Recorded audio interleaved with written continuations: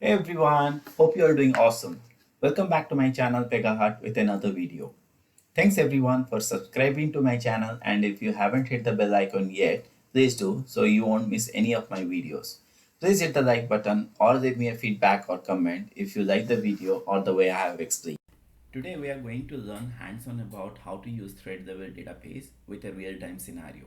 I'm going to explain the use case and have created prerequisite rules. You can find the file link in the description box. Please import the zip file before you proceed with this hands-on. I'm going to release 3 separate videos on how to work on thread, node and request level database. So without doing any further delay, let's get into it. So what I'm going to do is, first I'll explain you the use case, and then I'll explain you the class structure and the prerequisite rules which I have created for you guys, and I'll tell you what you need to do if you don't want to do it from scratch. And then what I'm going to do is I'll show you the implementation of data pages for different scopes. Now the use case, to understand the use case, as you could see, the case type over here is order detail, right? So the use case is what I thought or came up with is, let's assume that you are a member of a supermarket and you have called a customer care center and place an order. Now the first step what the customer care representative would do is, because you are a member, it would ask you the staff ID or some ID, right? And then they would try to fetch your detail to make sure that you're the valid customer, and then they will do the verification. For example, that in while fetching the data, they would get the date of birth or email ID. So they would make sure that you are the same customer. So they might ask you, okay, what's your date of birth, and they'll verify the record against the record. So that's the first step. Once the verification is done, then the so those verification will happen in the collect info process. Now once the verification is done, then it will go to collect order, wherein you will place an order, and on behalf of you they will choose them, and they will tell you how much money that you need to pay. Now here they also have authority where they can give you some discount if you request them. So sometime you know, right? I mean, although you will not see that when you place an order online, but however, if you call a customer care representative, they might have some discount, some authority to give you more discount as part of an employee. And if they forward to their manager, the manager might have even more authority. So that way, let's say they can give you some discount if it is there for their employee ID, right? So staff discount or something like that. So yeah, that's the use case. Now coming back to the Pega code. So I have created a case type called order detail. It belongs to an application called LearnDPages. Now if I go to App Explorer, the case type is nothing but your xyz hyphen learn database hyphen work. Now here, if you see, there is an order detail class which I have created. In the order detail class, what I have done is, obviously collect info and collect order, I have created a section for them. And in the property, these are the property data model that I have created. I have created a customer detail, and that customer detail is actually pointing to the data class, which is our customer detail class. So if I go here, so if you see in that data class, probably I'll just show you this way. One second. Okay, if I go like this, so here if you see order detail, now if my data model, what I did is I have created a property called customer detail. Now this customer detail is has a page definition called this customer data hyphen customer detail. Now if I go data hyphen customer detail, now here I've created those properties which you can see in that. So here you have customer ID, date of birth, email ID, first name, last name. Similarly, what happened is I got some other property which I've created, which we are going to use that as part of the flow. And also I've created another page list property called order detail, as in when you ask for let's say you want to buy rice, onion, something, so they can choose. So to hold all of your selections, I have created this order detail page list, which is again has a page definition which is sitting in the data hyphen order detail. This is the class. So if you could see all the property I have created over here. Now item name, quantity, total price, unit price, right? Now, what item name will do? Obviously, hold the item name. Quantity is the amount you need, and total price will be it is a declare expression which will be calculated automatically depending on the unit price. Let's say if I'm ordering a rice, if it is 10 and you ask for if it is like 50 rupees and you ask for like two rice packet, then it's going to be 100 rupees. So like that I have planned. So this is pretty much it. I hope this is clear. Okay, so I have created two classes in my data layer, which is customer detail, order detail, and I've created those properties. This is page property, page list property, which will be belongs to this particular what is a data class. Now, before you do that, so what I have done is I have actually created a zip file for this entire thing. So these are the prerequisite rules which I have created for you guys so that you won't waste time. And what you can do is you can take this prerequisite rules and import that directly in your system. Now, people who do not know, I have a video dedicated to import and export functionality in Pega. So you can look at that and you can import the zip file in the same manner. And I'm gonna give the zip file description in the zip file link in the description so that you can go and import them. Now, before proceeding with the implementation, we'll do just one thing. So what I've done, obviously, I have to lock all the rule sets. So let's go ahead and unlock the rule set. To unlock the rule set, the password is capital rules. So all are in caps letter. So I have unlocked this one. So just unlock all the rule set accordingly. So I've got 4, right? You do the same manner. You unlock all the rule sets accordingly. Now let me quickly run you the case type so you would see where to implement what. So if I'll just quickly create a case. So as you could see on the first step where I have got customer ID, so I need to give some customer detail and then some customer ID, and based on that I want to fetch the detail. Now so this fetching the detail, we are going to use a database to fetch the detail. Now think about a database. On what level or what would be the scope of a database during this scenario? This will be a thread level database. Why? Because let's say your ID is customer 123 and my ID is customer 456, and obviously when you're gonna call the customer representative, they are going to create a case for you, and when I call, they are going to create a case for me. So that means our cases are independent depending on the customer ID, right? You don't need to know about my case ID, and I don't my customer ID, and I shouldn't be knowing your customer ID. So similarly, so these kind of scenario where it is specific to a particular case or the information is only specific to that particular case, this kind of scenario where you are going to go ahead and create a database with the scope as thread. Now to do that, so what I want is, obviously when you create a database, you know that you need to get the detail from a source. Now because obviously I do not have an external source to get the details, so what I'm going to do is I'm going to use the Pega local data storage as a source so that we can use the database and get the detail from PegaDB directly. So to do that, like I already told, your in my data class I have got customer detail, right? So there are many way you can do it. So just follow whatever way you like, as I have already covered all how to create the local data storage in my data type video. So what I'm going to do is I'll go directly from this class and I'll go to view data designer. You can always go to data type and add the data type whatever you like. Now here what I'm going to do is I'll go to the record, and here you see this local data storage. I'm going to configure the source. When I configure the source, it's going to ask me all the details, right? So here I'm going to make customer ID as primary and then other detail as is. So here I'm going to put one detail while I'm creating, let's say 2nd July 1994, and email ID, let's say sri@gmail.com,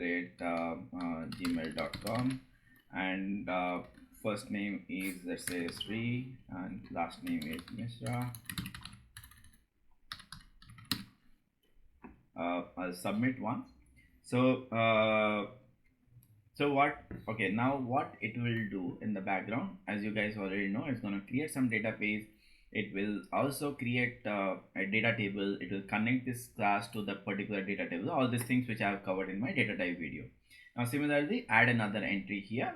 Let's say 234, or yeah, 234, or let's say 456, and then John, last name, right? That's Smith, John, Pegaheart @a.au @gmail.com, and let's say 05 10 2000, something like that, doesn't matter, right? So I've created two records. Let's have this two record only. You don't need to create all the record. I mean, you feel free to do how you want. So now if I go to usage tab, you will see this customer detail list, and everything has been created, right? Now so I don't need to, obviously, because it's a local data storage, this Pega automatically does the job, so I don't need to create. So I'm going to reuse this one, same thing. So here, if you see now the customer detail, here it's a page, right? So whenever there is customer detail, it, because I have chosen customer ID as a key, so automatically it will be as part of my parameter, and Pega creates that. All I need to do is reuse that. So here, if you see the scope thread, I'm going to keep it as is. Now here, if I do a run just to make sure this database works or not, let's say if I give 123 and then I'll just do a run, so it's gonna get me this detail, right? I hope this is clear, right? See me all the detail, and if I give 456, then I'm gonna get the other detail, John Smith, right? I'll take a moment to explain you how this database works. So basically, if you see, there is a class linked. I mean, this database is a page, and thread, and mode is read only, right? It belongs to this class, right? Now the source is lookup. Now, if you see the source, it belongs to a class name called customer detail, which is there in, which is nothing but XYZ LearnDPages hyphen data hyphen customer detail. Now, if you click on this customer detail, so what happened is, let's open the class also, open class record. So when I in the record, when I've chosen customer ID as my primary key, so the class automatically created with the key as customer ID, as you could see here, right? Now, because of which, so what lookup does, all you need to do is pass this customer ID, whatever the key for that class, and then Pega will go and get the detail from the database based on the customer ID that you pass. Now, because of that reason why you got a parameter of customer ID, and while calling this class, if you see, there is something called parameter over here. Now if I click on parameter, Pega again pass this customer ID to this particular lookup class, and then automatically it will go and get me the detail. That's why when you pass 123, it goes and get the details of 123 from the database, and when you pass 456, it goes and get the detail 456 from the database. That's how it works. Okay, now let's integrate this database into our thread. Now I'll just quickly do a clear database just to make sure that I can show you how it works in the settings and all. So to integrate, where I'm going to integrate, I'm going to integrate, yes, I'm going to integrate in this section. So because I know the section, so what you need to do is go to order detail and go to user interface, go to section, click on the collect info. Now when you click on the collect info, here what I did is I have put an embedded section. So basically this is the section name, which is called customer detail. Now if I click on customer detail, here what I'm going to do is, this is where I'm going to put an action and event. Now in my action, what I'm going to do is I'll say on change, right? Because I want to, the moment I tab out after entering the detail, I want the database to be called and get the detail. Here in the action, I'm going to do a refresh because obviously after I need to refresh the section. Here I'll say fetch customer detail, right? Now when I say fetch customer detail, just open that fetch customer detail. All right, now I'll say create and open. I'll just put a comment. I'll save that first to start with. Okay, I mean, because I always forget to save this one, right? So I'll come here, submit and save. Okay, now this section is all done. So automatically it's gonna get me the detail. Now here what I'm going to do is I'll set the property. Now in my database introduction video, I have already told you that how to load a database when you're going to refer that into the data transform or activity, wherever you are referring, or in the section, wherever you are referring. The moment Pega finds the database, the first thing it will do, it will try to find whether it is there or not. If not, it's gonna load. Now here, my database name, let me close this one, let me close this one, and my database name is d underscore customer detail, right? Now if you see, this is my database name where I'm gonna fetch the detail. I'm going to use this database and the source, because that's the source for me, right? Now this database generally, okay, now this database taking a parameter, right? Now the syntax to pass the parameter is put this bracket and just copy this parameter name, just to make sure that names I don't have a typo. Copy and colon, you just pass the value in it. Let's say for as part of this, I'm for the testing purpose, I'm just putting 1 2 3 at the moment. Now if I put dot, so what should I get? So if you see, if I run this database, right now, if I put 1 2 3 as if that's all in instance, right? Now if you see, this field, customer ID, date of birth, email ID, is where I've got all the detail, right? So all I need to do is use the same field where I want to map. Now what I need to do is, I need to map date of birth to my date of birth property, email ID to my email ID property, and so on. So to do that, if I put a dot here, ideally I should have got the detail, but unfortunately you can't at the moment, because Pega knows the database only while doing the compile or while doing the execution. But at the moment, because we are in static position, it doesn't know. So to reflect the the property name, what you need to do is get this class name, right? Now get this class name and define them into page and classes. So what will happen is, it will know during writing time only, it will know. Now if I go and put a dot, you will see all the value. Now again, another thing, because this d customer detail belongs to XYZ learn database data hyphen customer detail, that's why this space can access all the property, and that's how it can store all the property. Now here, let me put, let's say first name to start with, right? Now here in the target, what I need to do is, if you put a dot, you will see the customer ID, date of birth, first name, email ID is coming. Now some of you might have a question in your mind if you are new or something. So if you see, the property which I have done is customer detail, right? Ideally the set should be dot customer detail dot first name, isn't it? But why it is first name? The answer to that query question is, now if I go to my section, right, let me go to my section. Here if I go to my section, what I did is, I have created an embedded section. Now if I double click on that, I'm calling this source for the context called customer detail.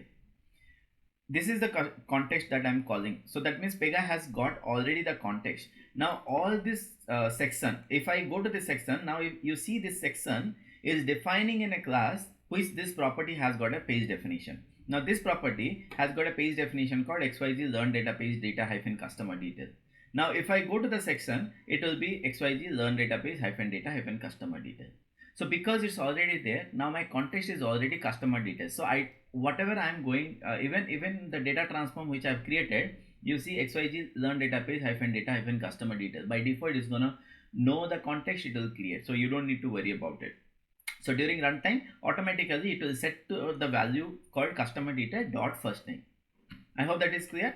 Now, what is the benefit of creating anything in the data layer? The benefit is, you can always change the context. So let's say if I got another case type tomorrow is like XYZ detail, right? Now there, instead of customer detail, let's say I'm going to create another property called employee detail, and I'm going to refer this employee detail to the same I'm going to reuse the same customer detail class in my employee detail page definition. So during that time, because I've not given any reference to customer detail, so automatically my context will change to employee detail, and Pega can reuse the same code again and again.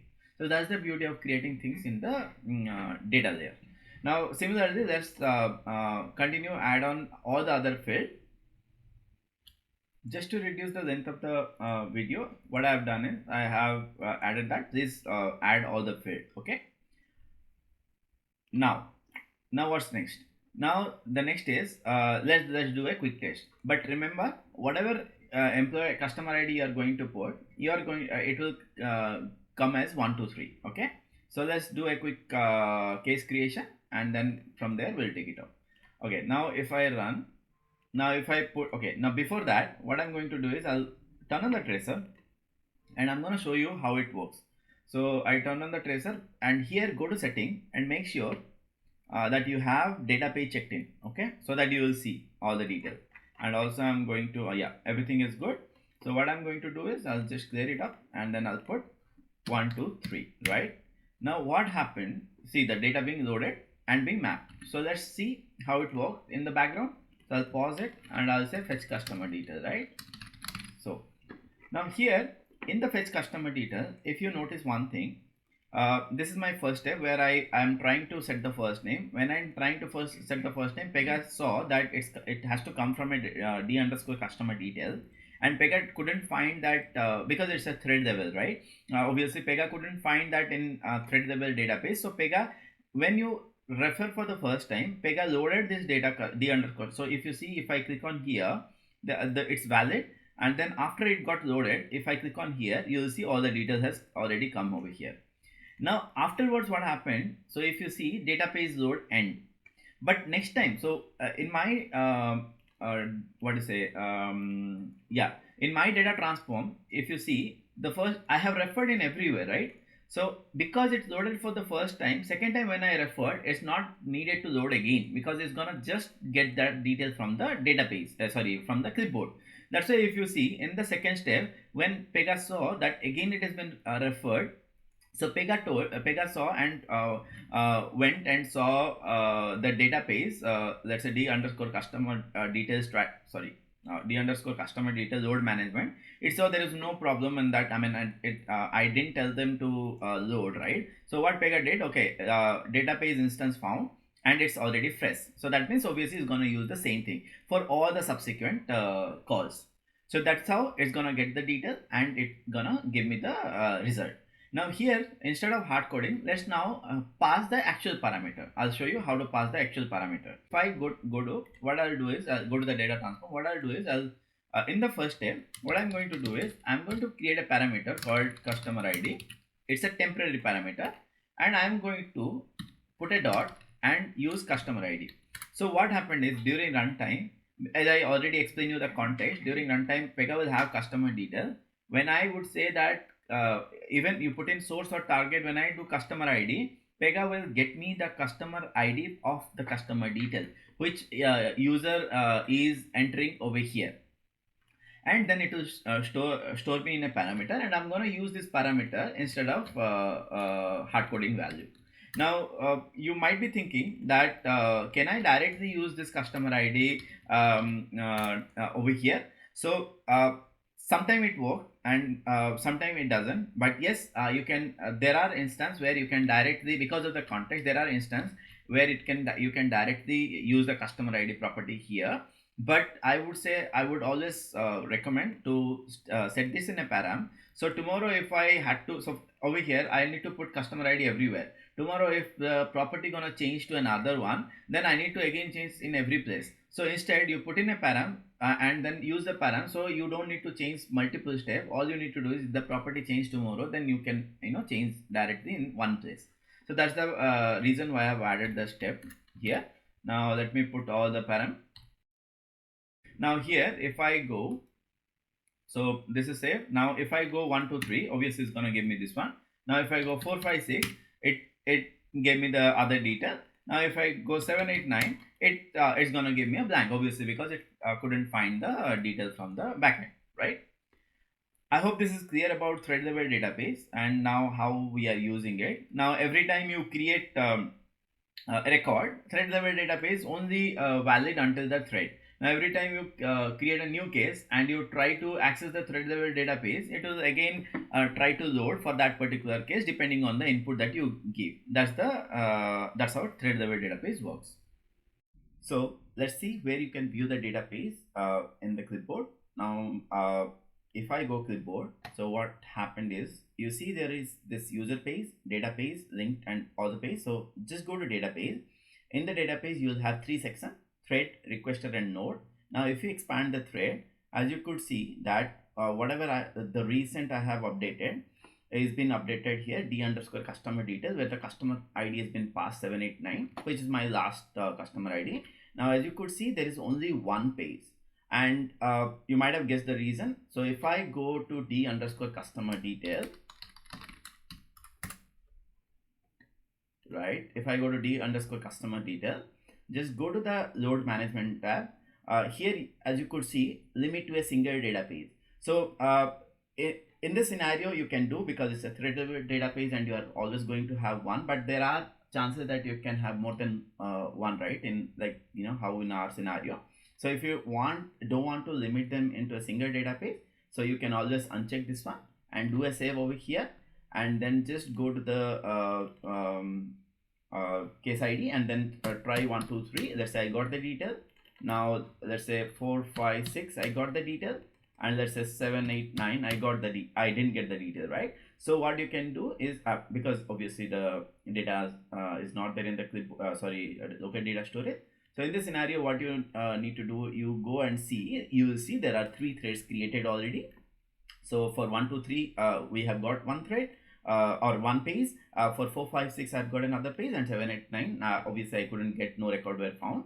Now, as the data is already loaded, now as my refreshing strategy says that not to load it again. So wherever in your application you are going to use this database, for that particular thread, when I say thread, that means only in O-9001 for this case ID, you can reuse this data again and again from the clipboard.